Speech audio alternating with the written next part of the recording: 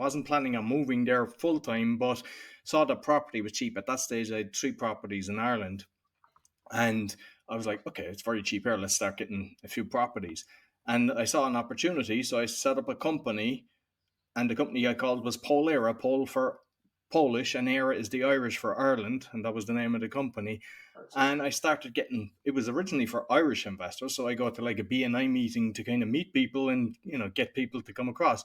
And it started working well. I got syndicates. I released equity in my properties to get into a syndicate, because what I found is if I was putting skin in the game, people said, all right, if he's putting his own money in the game, we're on board. And I got a lot of people. I was getting English clients, American clients as well. And the relationship broke, and I would have lost everything at that stage, because basically the person I was with kind of said, hey, I've set up my own company and I can look after you. And I would have lost, because I was after putting in so much money in each development. And I knew I had the experience. I worked in construction for all my life. I studied construction economics and management. So I knew I was the kind of better person to be doing this. And in the end, they only got 1 out of 50 clients. I got the rest of them. And I kind of built up a business, had about 14 people working with me. Everything was going very well.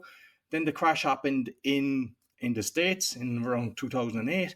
Took a bit longer to go across, and I was doing very well, because I was managing like 200 properties. I was doing loads of renovation. I'd done probably 100 renovations, built 30 apartments.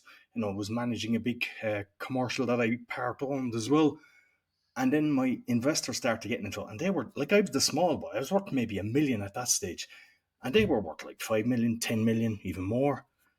And they started losing everything. And I was thinking, this will come right. So, say the commercial, I said, look, I'll put in the money.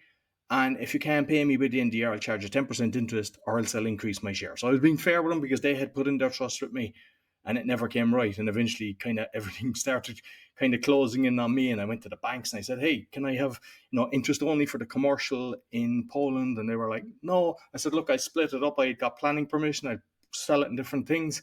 And it was like, no, the Irish properties, they were on interest only, and they changed it to repayment. So instead, it went from cash positive to being like 1,000 quid extra per property.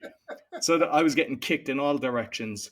And eventually it fell down. And usually when you have a limited liability company, it's kind of like, lesson learned, let's start again. And nobody told me in Poland that when you're the president of a company, you're personally liable. Hence why I had all these debts that just came to me.